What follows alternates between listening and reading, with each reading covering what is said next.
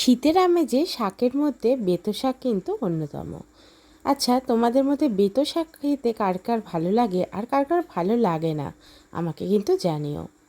Welcome back to স্বর্ণলীর হেসেল। আশা করি সবাই খুব ভালো আছো, আমিও খুব ভালো আছি। চলো আজকে তোমাদের সাথে শেয়ার করি বেতো শাক ভাজার রেসিপিটা আমার নয়, মা বলে দিয়েছে, কারণ পার্সোনালি আমার বেতো শাক ভালো লাগে না, কিন্তু মা যেভাবে বলে দিল সেইভাবে রান্না করে খাওয়ার পরে তো আমার ধারণাটা পুরোটাই বদলে গেছে। কিছুদিন আগে এনেছিলাম, কিছুদিন আগে বলতে 2 দিন আগে বাজারে টাটকা বেতো শাক দেখতে পেলাম, তাই জন্য এনেছিলাম।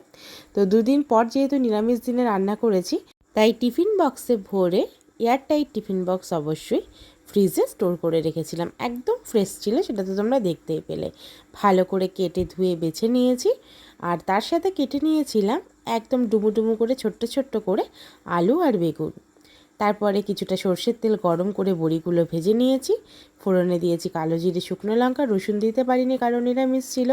তারপরে আলু আর বেগুন, আর ওপর থেকে সেই জল ঝরানো শাকটা দিয়ে দিয়েছি। তারপরে পরিমাণ মতো নুন, হলুদ আর 2টো চেরা কাঁচা লঙ্কা দিয়েছি। তারপরে সেদ্ধ হওয়ার জন্য ঢাকা চাপা দিয়ে দিয়েছি। ঢাকা চাপা খুলেই দেখলাম শাক একদম মজে গেছে। তারপর স্বাদের ব্যালেন্সের জন্য খানিকটা চিনি দিলাম, আর তারপরে ভালো করে নাড়াঘাটা করলেই কিন্তু এই রকম একটা টেক্সচার তৈরি হয়ে যাবে। আর সেই মুহূর্তেই কিন্তু দিয়ে দেবে সেই ভেজে রাখা বড়িগুলো। গরম ভাতে দুর্দান্ত হয়েছিল খেতে। যখনই দেখবে কড়াই থেকে এরকমভাবে আঁটো হয়ে উঠে আসছে, তখনই ভাববে বেতো শাক ভাজা একদম রেডি। এবার এক থালা ভাত নিয়ে বসে পড়ো। ভালো লাগলে প্লিজ সাবস্ক্রাইব। দেখা হবে অন্য ভিডিওতে।